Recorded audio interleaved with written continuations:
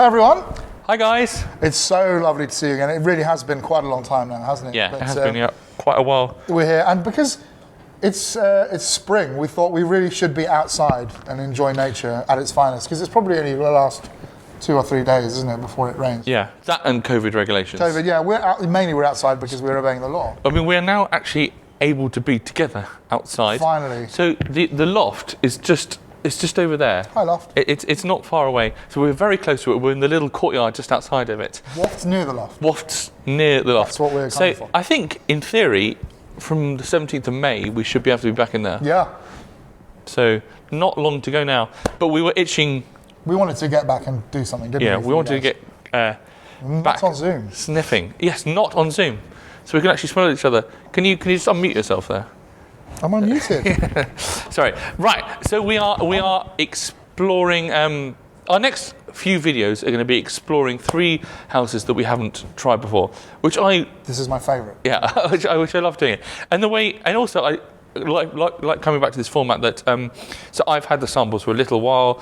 I've tried them a few times on skin. So you'll get what I think from having worn them a bit, but you'll also get Joe's first impressions because he's trying these. For the first time. It's like a double whammy, isn't it? Yeah. With these videos. I like first impression videos generally, but I always think, I want you to live with it a little bit, and that never comes. You never get that second video. Yeah. So to get all in one like this. But I think it's, on the one hand, it's, yeah, you're absolutely right, because I can maybe talk a little bit about the dry down and stuff, but you'll be getting your kind of unfiltered thoughts as well. No pressure. Yeah. I'm just going to say they all smell really nice, because that's what I'm about. No, I'm going to be objective and straight down the middle. Anka Kuş. Thank you. Is the house that we are talking about today. So Anka Kuş, it's the name means phoenix from the flames. This is a house from Melbourne, Australia.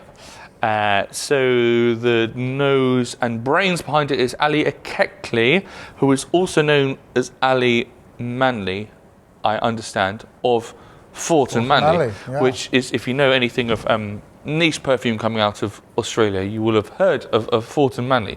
So I first heard about this house when we were looking into some of the Art and Olfaction award nominees last year. Yeah. And Absinthe Minded was one of the award nominees. We wanted to... We kind of had this idea that we wanted to work through all of the Art and Olfaction nominees, but it was just too expensive to buy samples from like in the UK. There was no one source where we can get them all from, so it was going to cost an absolute fortune. It's like eating at all the Michelin-starred restaurants, isn't it? You're not going to do it. You're going to end up in McDonald's on about day 3 and hope for the best. But I mean, this from the Fort and Manley that I've smelled, I really enjoyed some of those. The Confessions of a Garden Gnome. The amber, absolutely. The Dr. Bochnikov's thing, some really funky stuff. Some good stuff. Yeah. And these, I've seen a lot of chatter about these fragrances on Instagram. They looked really interesting. They looked like they had loads of personality. I really wanted to try them. So Anka Kuş, Phoenix from the Flames, established 2018. They had some releases in 2019 and some releases in 2020. So these are all 50ml. For £90, which is pretty reasonable in terms of niche. It's very reasonable, I would say. So quite kind of affordable. So there's a little mission kind of statement on the website from Ali. He says, "I aim to produce left-field, eclectic fragrances that are full of whimsy and quirkiness." I like that. Yeah. It sounds cool. The other thing I should say, so we are working off, so we were sent some samples by the brand. So we've got these little samples here. So thank you very much for sending us these. The bottles themselves, I don't know if you've seen them. I've not seen an image of them actually. But they're really cool. They're really, they're quite plain bottles, but the artwork on them is really cool. And he says the artwork is inspired by the art posters and perfumes of yesteryear. So I will... as we do this, I'll put up a picture because they're really cool bottles. So we've got 7 fragrances to talk about, 3 from 2019, 4 from 2020. This is exciting. Let's stop talking. As I say, I've had these for a few weeks, so I've kind of tried them a bit, but Joe has not, and I can't separate these testers. Right, so we're going to start with this is the first one I tried because it's the one I knew the most about because I'd heard it was nominated for an Art and Olfaction award. Absinthe Minded. Let's get a good few sprays there. I'm just looking for my pencil because I thought I might jot down some notes on the strips. Yeah. Jot down some preparatory notes. All right. So let me. So he says about this. I wanted to create an olfactive experience that conjures up the elusive and inebriated moments that create and perpetuate addiction. The last time I really drank lots of absinthe was on my stag do. Probably a messy occasion. It didn't end well. Yeah, I mean, it does what it says on the thing. yeah. You definitely get the absinthe. I mean, wormwood. Yeah. It's a really bracing opening. Quite unusual, isn't it? I can't think of many things that open with this sort of absinthe and sort of the aniseed ball approach. It's bracing and bright and green. Yeah, I like that. Quite a sort of spring suitable. Yeah, it is kind of suitable, but it's not an obvious bright, zingy, springy fragrance. Immediately, there feels like there's a bit more dark green behind it. Yeah, I think is there a little blackcurrant or something going on? It's certainly got that kind of like freshness to it, hasn't it? Yeah. The only other fragrance I can really think of, the other wormwood fragrance I really enjoy is Memoir Man.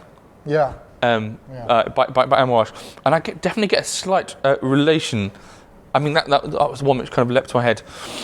But it's a good sort of opening combo, isn't it? That really absinthe aniseed dominant note, but then the woodiness is already creeping in just on here. I'm getting that kind of more structure to it. Well, it's not a sort of top note.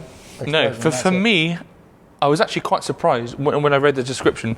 This felt very much like quite a classical fougere. Yeah. It felt very, even though you got quite an original feeling of the opening. I mean, I can't actually think of another fragrance which has an opening exactly like this. So it does smell original. Later on, it felt quite like a classic fougere. A good deal of kind of oak moss in there as well. Yeah, once you get past the opening, that's when you're going to sort of see the real structure, isn't it, and the real essence of what this is about. I like that though. I think that's really appealing, and it's sort of very smoothly done. It is really smoothly done. I was a bit again. I don't think it quite hit the brief. When it says, I wanted to create an olfactory experience that conjures up the elusive and inebriated moments that create and perpetuate addiction. I can kind of imagine the addiction thing, that you could get quite addicted to this, but it doesn't, the name Absinthe Minded, I'm not getting this kind of like boozy, kind of party, drunken... No, it's quite a sober sort of thing, isn't it? I think by that sort of classical approach in a way, it is quite sober and well behaved. It is quite sober, and I thought actually very wearable. Yeah. I mean, it's very wearable. I can actually see myself wearing this, and I can, if you're someone who's quite partial to a fougere, especially a slightly kind of classic-leaning fougere, but wanted something a little bit different, then this is a good one to go for. This is very much like someone that actually likes absinthe and wants to drink it at the beginning of a night, rather than you're so battered that you just have anything that people throw in front of you. Yeah, I mean, this does not feel like a party scent. This feels like a wearable scent. It also feels like it's quite thoughtful. It doesn't feel... I thought it could be potentially gimmicky. It doesn't feel gimmicky. It feels quite well thought out, quite well structured. I like that. I think it's an appealing use of a really, not a single note, but a main player note that... On top of a classic structure. Yeah. That's what it feels. Exactly, as a sort of way in, rather than, here's a bergamot or whatever it might be. It has a calling card. I'd like to try that on skin. I can definitely, on skin, it really felt like a classic fougere, especially after the opening. It felt reasonably close to the skin. It lasted quite well, but it wasn't a big, again, it didn't feel like a party fragrance at all. It felt like something you would wear day to day. It's quite an easy wearing fragrance. I can imagine that being quite close to the skin, even on card. It's quite a closed. It has a bit of austerity to it, doesn't it? Actually? Though it does have that quite pleasing kind of brightness at the top. Okay, something. I enjoy that. Bit different. Let's try Jezebel. So this is another fragrance from 2019. I aim to create an alluring, seductive fragrance to fully represent the eponymous biblical figure of infamy. I can't remember exactly what Jezebel did, but I think she got a few people in trouble. I don't know what she did, but she behaved like a Jezebel. I mean, absolutely. I don't know how she did it. Oh, okay, that's kind of big, straight off the... Yeah. the top. So what, unlike, this is, quite a lot of these fragrances I found were quite big, especially in the opening. And this is a really, like, arresting opening. I get this kind of really, almost indolic, kind of fruity, kind of funky. This is the one I always, when I smell things, I always make pages and pages of notes, and I write them quite quickly and often can't read my writing. But I was saying to Joe, kind of what I've written down, I was trying to read it out. Almost indolic opening, think jasmine, intensely boozy, pretty funky, actually very funky, almost BO-ish, but addictive. Yeah, it's that kind of nice beer that we all enjoy. I don't know what that means, but it is proper sort of like rotting fruit and vegetation. A little hints of barnyardy something sneaking in. Almost, like almost like fermented. Do you get fermented fruit as well? Yeah, totally. Like dark fruits, like prunes and something sitting in a barrel in the sun. But and I think that's the kind of booziness that I was getting. The kind of notion of fermented fruit. But then I feel that fruit starts to kind of segue into this kind of apple and pear, particularly a pear. That's a really interesting combo. I can't think of many fragrances that do a pear note. I mean, there are some obviously, but I tell you, I'll get to it in a minute because we're not at that stage at the moment. But I feel after this opening, which is quite funky, quite indolic, I got quite a lot of this pear, and I got this kind of polished wood and pear feel, which reminds me a bit of the diptyque. The 34 Boulevard Saint-Germain, which is supposed to smell like the diptyque shop, which has got this polished wood, which has got an apple-y kind of vibe. This is more peary than apple, but somehow I was reminded of I can see pear over polished wood. Way. Yeah. On card, we're still in that funky opening. Yeah, it's really quite Middle Eastern in a way. Yeah, it's quite compared to the last fragrance. This is not such an obvious fragrance. No. I feel that fruit is really good. I like the fact that it's just stewing there and getting kind of funkier and out of date, and I feel actually when you wear it, the kind of funk dissipates a bit, and you get a bit more vanilla-y. It becomes a bit more vanilla-y, never sweet. For me, this fragrance always teeters on gourmand without going full out gourmand. I can see what you mean. So I got this kind of perriness and then some vanilla, and then again we're not getting it on card yet, so you might get it if you smell it later. But some chocolatiness starts to come in. Again, it's kind of a bitter chocolate. It's not a. When I saw the notes of this, I thought this was going to be gourmand, and I don't like sweet gourmands, but this never quite strays into a sweet gourmand. Is there some rose in there? Is it my quite possibly. I'm getting little hints of a sort of rose oud-y thing. Well, there's certainly kind of slightly Montal-esque. Yeah, it doesn't feel quite as blunt and quite. I mean, this is actually quite a big fragrance. I mean, you could see like Joe's reaction when we first sprayed it. This is quite. It filled the space. It fills the courtyard outside, and I also felt it lasted a long time. This was quite a big performer. I found this really interesting. Yeah. I sprayed when I tested it. I sprayed it a bit on my wife, and I came back to her and. Every kind of hour or so, it smells slightly different. These kind of slightly vanilla-y facets, this chocolatey facet. I do feel the funk, as I said, does go after a while, and it's mostly just in the opening. But what a great thing to have in the opening. It's really arresting. Yeah. It walks into the room and it lets you know it's there straight away. Yeah. I like that. I really like that. Come back to it. It reminds me a little bit of, not quite the same, but there's a Bertrand Duchefort for the Naomi Goodsir perfumes, or the Sarai, Oh right. something like that. It's I a haven't really smelled it. skewed boozy fruit thing. But I prefer this, I have to say, because that one doesn't really have anything in terms of the funk. It's the indolic nature, but this actually has that funk and that slight sort of challenging aspect. It is.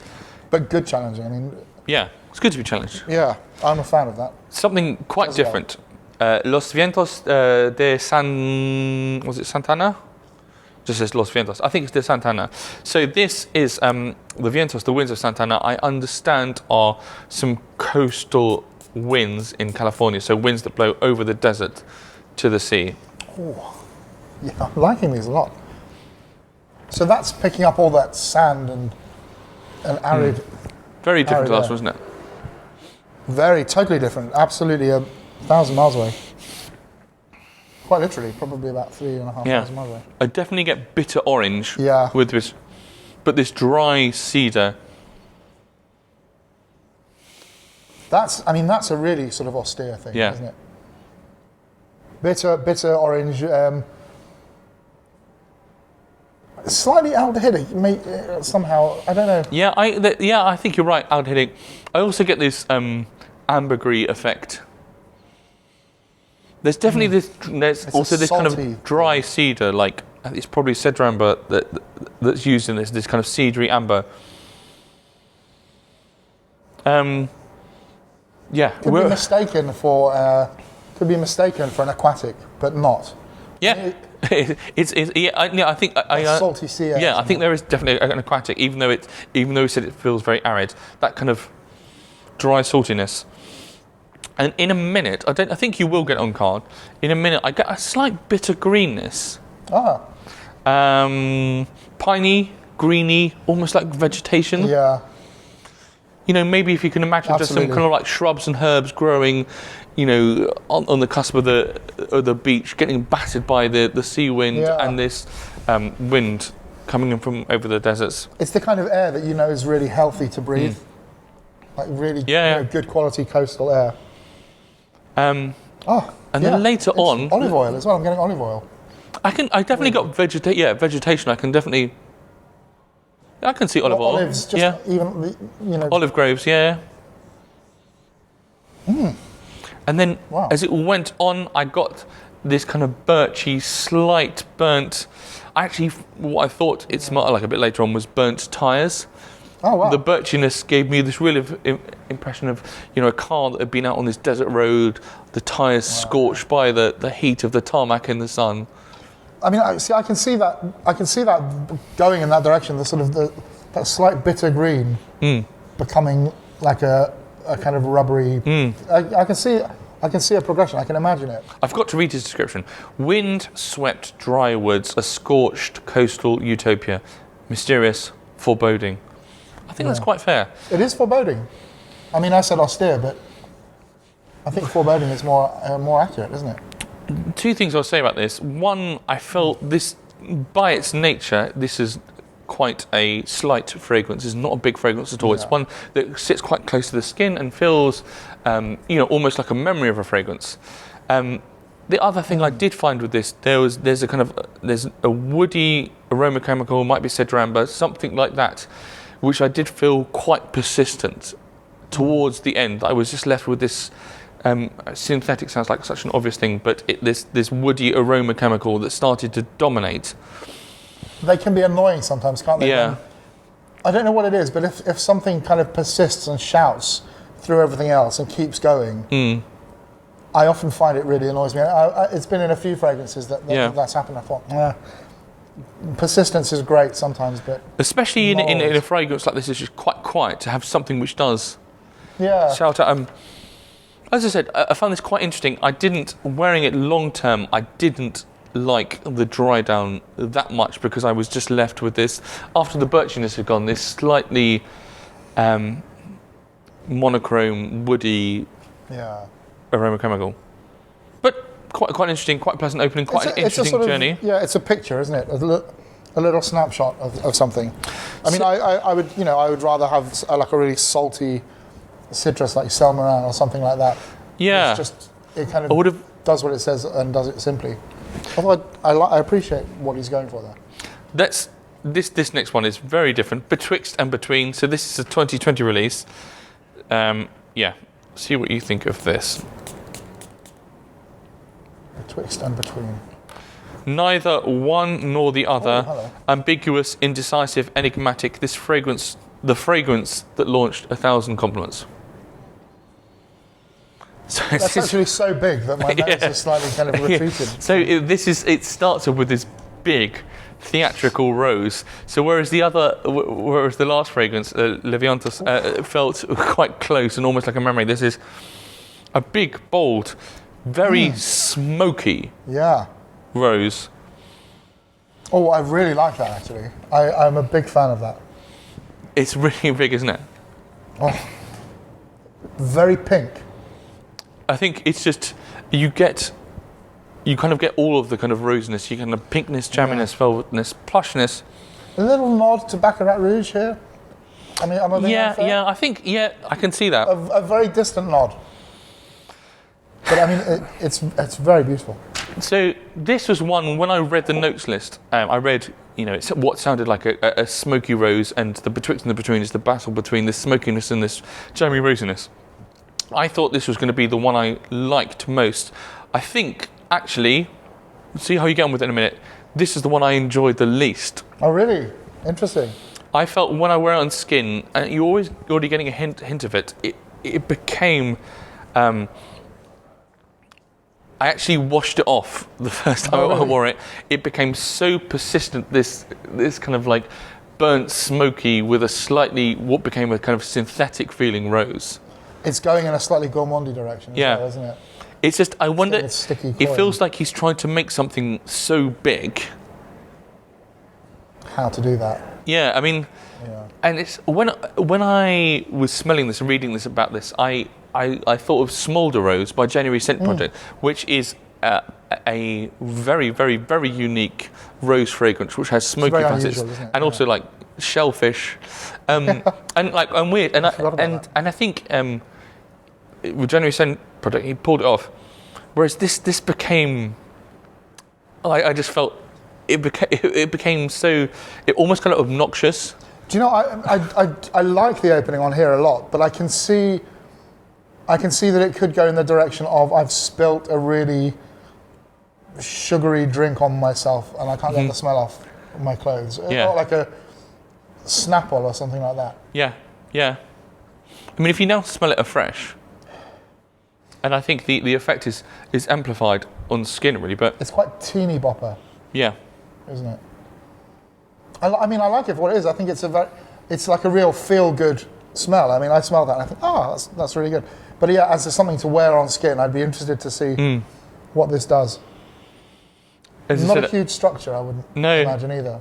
Yeah, I just felt quite a one-note thing. It became slightly obnoxious and cloying and slightly, I really thought I was going to like it, and on first spray I thought, here's that big rose with a bit of smoke, but then it just became a bit... You've got to tell a story, pleasant haven't and you, something like that. And just, harsh. I'll be interested to see what that's like on skin. Let's smell another rose. 2 roses in this. So this is the one I preferred. This sample isn't labelled, but I assume this sample here is Ismael Efendi, which is the Rose Bandit. So this fragrance was created to commemorate the tale of yesteryear, signifying the birth of rose cultivation in Isparta, Turkey. And so the name refers to Ismael Efendi, who smuggled a rose bush from Bulgaria to Turkey. Wow, okay. I mean, and... Thank you. Yeah, I mean, definitely rose straight off the bat, but quite a different rose. Yeah. Far drier and far more in the mould of like a 70s Chypre. Yeah. That's a distant cousin of Aromatics Elixir and Aramis 900. Interesting. The one I got, the fragrance I got was Ensemble Mythique minus but if you took away the aldehydes in the incense, which sounds ridiculous, but it felt like that kind of rose. Definitely a very kind of classic rose, slightly powdery. Has a little vintage vibe going on. Definitely a kind of vintage, quite. I like that. Yeah, I found this far more attractive. It's a slightly quieter fragrance than the last rose, but I found this much more attractive, much more elegant. Yeah. I kind of there's also kind of a quite pleasing sweetness, fruity peachiness, which is maybe kind of linking to like what you were saying about Chypre. Yeah, I'm getting little sort of wisps of things, but it's kind of very subtle, which is nice. I get bits of geranium. I also got bits of lavender, and when I put it on skin, lavender and other herbs and geranium, and it really made me think of the rose as the flower. Yeah. You know, in a natural habitat, in a natural rose garden. That's really appealing, actually. And yeah, it knocks spots off the. Yeah, it's a very, very different rose fragrance, isn't it? Yeah. And actually, come back to it now, and I think you get the kind of mintiness of geranium, especially after after Betwixt and Between. Yeah. And again, very bracing. You won't get as far as the dry down here, but I found the dry down had a really lovely balsamic quality to it. Oh, nice. And there's possibly there's Cedar Atlas in the dry down as well, which is a really warm, slightly sweet kind of cedar, which goes with the balsamic notes. I also wondered if it was a nod to the Atlas Mountains, as in Morocco, who also grow roses. Don't know, possibly. But yeah, in a way, not as revolutionary as Betwixt and Between, but I just think really nicely done. It's really nicely done. It smells really nice. I'd really like to wear it. And it gets really sexy. You're starting that herbaceousness is starting to give a hint of the kind of balsamic kind of what lies beneath. Yeah, this is definitely something I would keep smelling my wrist for again and again. Yeah. That's the kind of fragrance that sort of turns me on, I have to say. Yeah. Good one. Right. Yeah. Oh, I'm going to keep that over there on the side.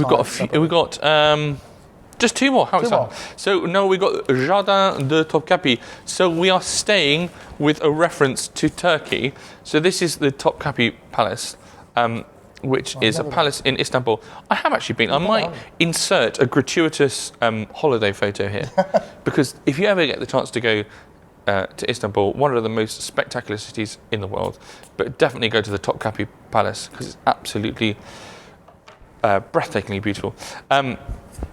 Thank you. This is the garden of the Topkapi Palace. Oh, yeah. And you are straight there. I mean, we're outside in the garden at the moment. It's not quite as lush and as verdant as the gardens that I imagine are being described. But yeah, straight there into a new landscape. Really beautiful, I think, this. Yeah. Very classical again. Really classical. Very well classical. Made, yeah. Very elegantly put together. Wow. And there's not really much point in describing individual notes that much, because you just really feel like you're walking through. Feels like quite a spring garden. It's a melange of things, isn't it? It doesn't feel. It's not kind of lush and heavy and indolic. Everything's quite bright. It feels quite spring. You know what I mean, like tulipy, springy. Yeah. Yeah. As you know, we're filming this in April. It's really beautiful, and I also got quite a strong figginess to this as well. So he's made a fig accord, which I think works. That does work. That's really good. That's really good. It's very interesting, isn't it, to have this fragrance and the last one, which felt very classical, as opposed to Betwixt and Between, which felt, almost that. There's something very appealing underneath that initial blast as well that I keep going back for. I have no idea what it is, but yeah, there's a sort of creaminess to it, and like a slight hint of a bubblegummy tuberose new carpet thing. It's weird. Yeah, it never quite, for me, it never went quite in a thick, rich white floral direction. I didn't really feel it took me there. It's just maybe modern, but there's a hint of it. It's more in the realms of something it doesn't smell like, but the feel of something like Après Landais, which which keeps again, which is the spring flowers without ever getting that deep. It's not a particularly big fragrance. It's one, I think, as I say, you would go out on a day like this, quite a sunny spring day, spray quite liberally. You would feel bright and refreshing, and you feel flowers and brightness and optimism and positivity. It's really uplifting. It's really happy making. Happy making. It smells. Fresh, bright, it smells happy, sunny. but not happy in a. As we accused Betwixt and Between of being. It's not that kind of like teeny boppery. It's happy in I think it feels quite sophisticated. Contented sort of feel, isn't it? I like that. There's some. Do you know? There's something in there that reminds me of a smell in an apartment in New York when Martha and I were there a few years ago, and it was kind of just outside the apartment, but there was this beautiful smell in the air, and I think it was from the flowers that were there, but they'd mixed with the smell of the building somehow, and it really takes me back there. Can I just say that's a really good segue to the next fragrance, which is called A Moment. There we go. A Moment in Manhattan. A moment in the. Did I make this, man? A Moment in the Roosevelt Hotel. Room service arrives. Blueberries, strawberries, freshly squeezed orange juice, pancakes, fluffy croissants, creamy coffee. Indulgence. Who orders that from room service? I mean, you get champagne and bacon, don't you? Yeah. Bring me half a pig and some booze. So this is another one of the 2020 releases. So are these post-pandemic releases, or are they the first? No. These are 2020. Oh, I'm not sure. But they're 2020 releases, so they could be into pandemic. I don't know. I've written here. Quite bizarre. Yeah. So give it a moment. But then I definitely get blueberries, massive blueberries. But what I get is blueberry, rubber ring, and aquatic. Like, I got this... Yes. I get this real, slightly... I definitely got this aquatic vibe to it, which is not what I expect. Blueberries... I know what you mean by the rubber ring. Do you not see it? Like, or rubber ball, like rubber beach ball? I used to love those smells when I was a kid. I don't like blueberries, but I don't mind this at all. I think that...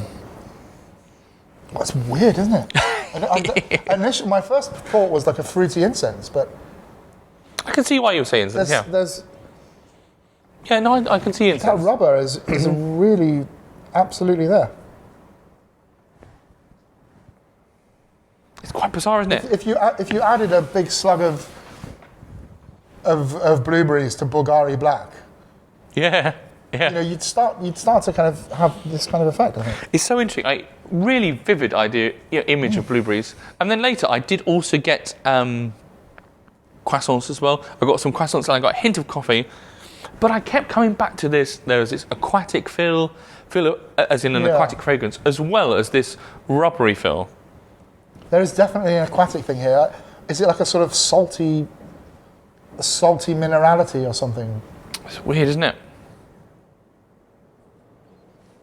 But not sweet in any way with the blueberry aspect. There's sort of like a hint of something that might be a little bit sweeter if you had too much, but it's not too much. And when I wore it on skin, I just kept getting this rubbery feel, which it's in leather as well. It's like I don't know if that's... Yeah. I definitely get the blueberry pancakes, which it talks about.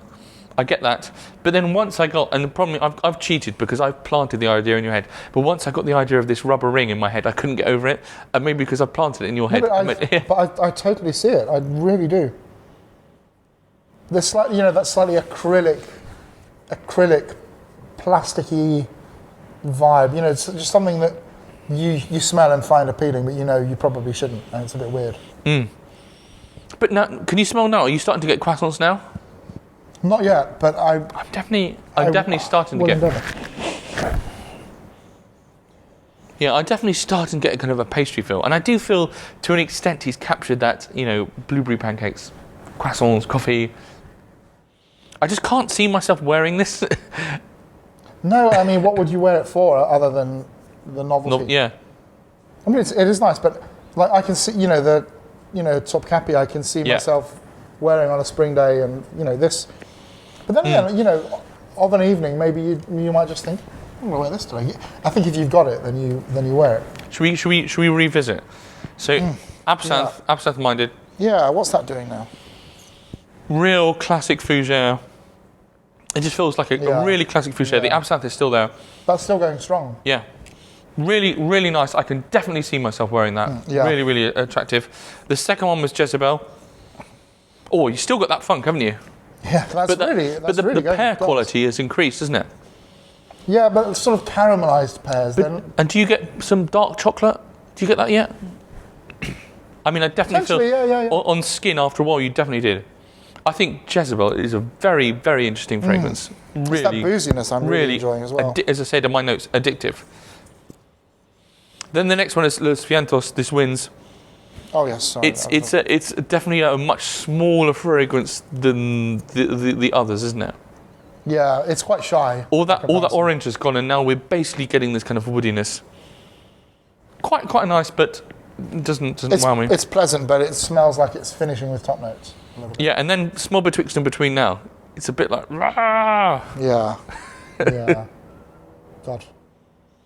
I mean, can you imagine why I washed that off? Maybe. Yeah. And it hasn't changed. It's just it's that same persistent. And it's very strong. It really stays for a long time. Yeah, it's a bit troubling.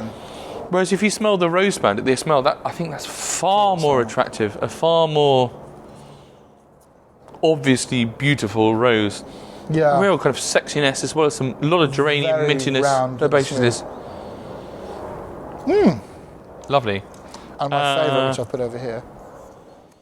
Topkapi. That is. I think you're right. You do get the white florals, don't you? Yeah. Yeah. Really beautiful. Oh.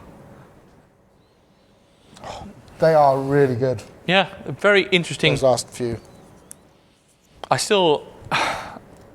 Yeah. I mean, it's what I like about this house is there's definitely personality. Oh, so for me, in terms of my taste and what I like, they've gone up and down. Bags of personality, though. So if you're gonna, what are your top two? Topkapi, I love. There's something so appealing there, and I think it has to be. What was the name of the second rose we smelled? Remind me. The Ismael Efendi. Ismael Efendi, yeah. But then again, Jezebel. I'm loving Jezebel as well. For me, I would say Jezebel because I definitely don't own a fragrance like that, but I've not smelt which has that kind of like funky indolic going into the slightly pear gourmand. Yeah, really unique. It's a really interesting combo. Beautifully executed. Really addictive. Really, really beautiful. Yeah. I love the Topkapi as well, and the Ismael as well, same as you. Interesting house. That Topkapi is doing something, and I love it. It's really addictive. Sorry. Oh, I had to get that. I love that. I really love that. I don't normally like my sort of florals, big. Yeah, it's interesting, isn't it? Excellent. It's an interesting house. Lots of personality, and I wouldn't be surprised if people have tried them and have completely different opinions. Totally. I mean, like all great things, they will. For me, I think they're all well to put together. I did find the Betwixt and Between. I think there's too much emphasis on performance somehow, and I think it's become a bit brash and a bit harsh. And I did find with Los Vientos, I found there's some kind of a woody aroma chemical, maybe cedram, which becomes too persistent and not that pleasant. But lots of the other ones I found have got really well put together, lots of personality. Yeah, I mean, I would buy most of those without blinking. I think. Especially at 90 quid. Yeah, it's so good. I mean, you know, the people these days are charging 150, 200 quid for like half a mil of whatever. You think, I'm not really going to go there very often. But do sample them first. Sample them first. They've got, they sell them at, in the UK, they sell them at Arabian Perfumes, which is an online website which also does Bortnikoff and Arisa Dora and things like that. They stock them. In the US, they sell them at Luckyscent. There are lots of other vendors all over the world. They're just two I've picked The US are so lucky, aren't they? I mean, Luckyscent has everything. I mean, it's incredible. It really is incredible. So thank you for sending us these samples. Yeah, we have wonderful. Enjoyed exploring them. They're interesting. I look forward to buying some. Do tell us about what you think, because I'm sure that people will have very different opinions. Yeah, it could be a complete reversal of our favourites, and yeah, that's what it does. But until next time, Bye. happy sniffing.